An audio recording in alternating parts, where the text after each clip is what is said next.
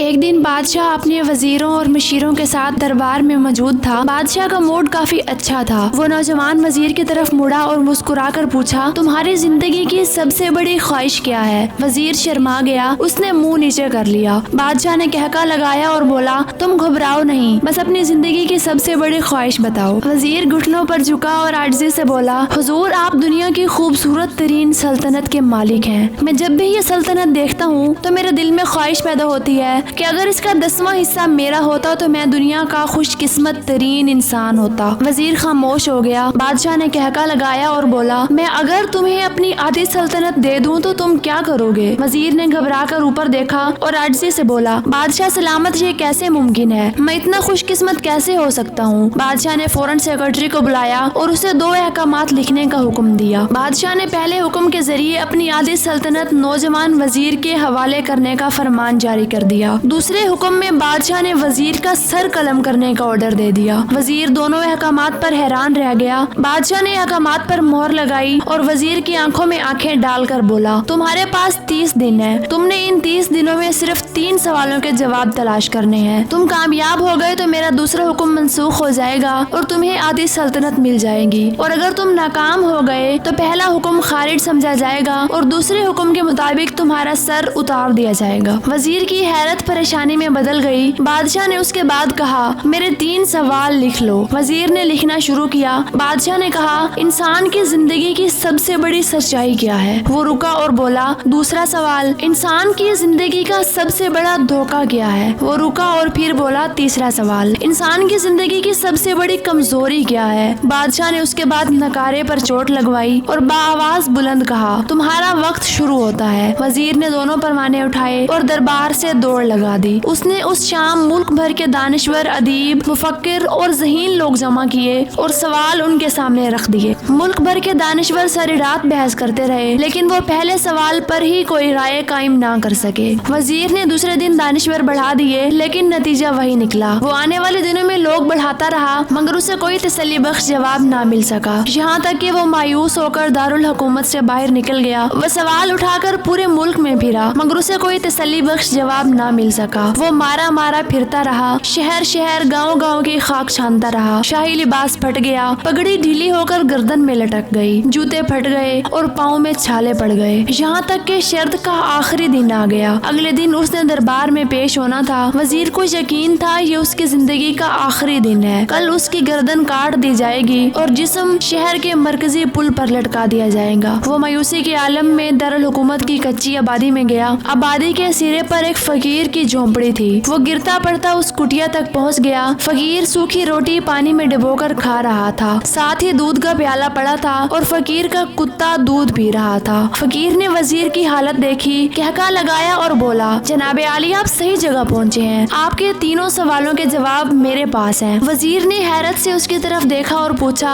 آپ نے کیسے اندازہ لگا لیا میں کون ہوں اور میرا مسئلہ کیا ہے؟ فقیر نے سوکھی روٹی کے ٹکڑے چھابے میں رکھے، مسکرایا، اپنا بوریا اٹھایا اور وزیر سے کہا، یہ دیکھیے، آپ کو بات سمجھ آ جائے گی۔ وزیر نے جھک کر دیکھا، بوریے کے نیچے شاہی لباس تھا۔ یہ وہ لباس تھا جو بادشاہ اپنے قریب ترین وزراء کو عنایت کرتا تھا۔ فقیر نے کہا، جناب عالی، میں بھی اس سلطنت کا وزیر ہوتا تھا۔ میں نے بھی ایک بار آپ کی طرح بادشاہ سے شرط لگانے کی غلطی کر لی تھی، نتیجہ اب آپ خود دیکھ لیجئے۔ فقیر نے اس کے بعد سوکھی روٹی کا ٹکڑا اٹھایا اور دوبارہ پانی میں ڈبو کر کھانے لگا۔ وزیر نے دکھی دل سے پوچھا، کیا آپ بھی جواب تلاش نہیں کر سکے تھے؟ فقیر نے کہکا لگایا اور جواب دیا، میرا کیس آپ سے مختلف تھا، میں نے جواب ڈھونڈ لیے تھے۔ میں نے بادشاہ کو جواب بتائے، آدھی سلطنت کا پروانہ پھاڑا، بادشاہ کو سلام کیا اور اس کٹیا میں آ کر بیٹھ گیا۔ میں اور میرا کتا دونوں مطمئن زندگی گزار رہے ہیں۔ وزیر کی حیرت بڑھ گئی، لیکن یہ سابق وزیر کی حماقت کے تجزیے کا وقت نہیں تھا، جواب معلوم کرنے کی گھڑی تھی۔ چنانچہ وزیر فریادی بن گیا اور اس نے فقیر سے پوچھا، کیا آپ مجھے سوالوں کے جواب دے سکتے ہیں؟ فقیر نے ہاں میں گردن ہلا کر جواب دیا، میں پہلے 2 سوالوں کا جواب مفت دوں گا، لیکن تیسرے جواب کے لیے تمہیں قیمت ادا کرنا ہوگی۔ وزیر کے پاس شرط ماننے کے سوا کوئی آپشن نہیں تھا، اس نے فوراً ہاں میں گردن ہلا دی۔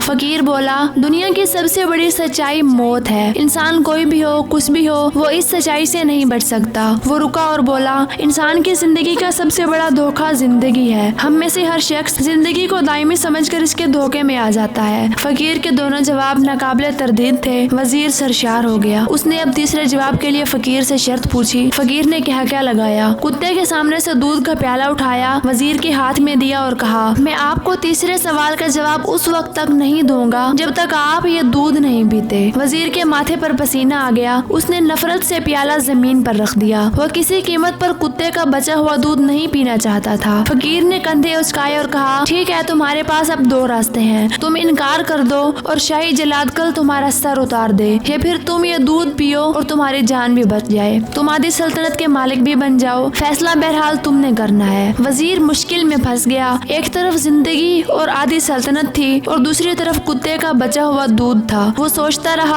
रहा यहाँ तक कि जान और माल जीत गया और इज्जत नफ्स हार गई। वजीर ने प्याला उठाया और एक ही सांस में दूध पी गया। फकीर ने कहका लगाया और बोला, मेरे बच्चे, इंसान की सबसे बड़ी कमजोरी गर्ज होती है। ये उसे कुत्ते का बचा हुआ दूध तक पीने पर मजबूर कर देती है, और ये वो सच है जिसने मुझे सल्तनत का परवाना फाड़कर इस कुटिया में बैठने पर मजबूर कर दिया था। मैं जान गया था कि मैं जो जिंदगी के धोखे में आऊंगा और मौत को जितना फरामोश करता रहूंगा, मैं उतना ही गर्ज की दलदल में धंसता जाऊंगा, और मुझे रोज इस दलदल में सांस लेने के लिए गर्ज का गलीज दूध पीना पड़ेगा। लिहाजा मेरा मशवरा है, जिंदगी की इन तीनों हकीकतों को जान लो, तुम्हारी जिंदगी अच्छी गुजरेगी। वजीर शर्मिंदगी और खुद तरसी का तोहफा लेकर फकीर की कुटिया से निकला और महल की तरफ चल पड़ा। और जो महल के करीब पहुंच रहा था, उसके एहसास शर्मिंदगी में इजाफा हो रहा था। उसके अंदर जिल्लत का एहसास बढ़ रहा था। वो इस एहसास के साथ महल के दरवाजे पर पहुंचा। उसके सीने में खौफनाक दर्द उठा। वो घोड़े से गिरा, लंबी हिचकी ली और उसकी रूह परवाज कर गई। दोस्तों, हमें किसी दिन किसी ठंडी जगह पर बैठकर जिंदगी के इन बुनियादी सवालों पर जरूर गौर करना चाहिए। हमें ये सोचना चाहिए, हम लोग कहीं जिंदगी के धोखे में आकर गर्ज के पीछे तो नहीं भाग रहे। हम लोग कहीं मौत को फरामोश तो नहीं कर बैठे। हम कहीं इस कहानी के वजीर तो नहीं बन गए। मुझे यकीन है, हम लोगों ने जिस दिन ये सोच लिया, उस दिन हम गर्ज के इन गलीज प्यालों से बालातर हो जाएंगे। उम्मीद है आपको आज की ये वीडियो पसंद आई होगी। अगर वीडियो पसंद आई है तो वीडियो को लाइक करें, और चैनल को सब्सक्राइब नहीं किया तो चैनल को भी सब्सक्राइब करें। शुक्रिया।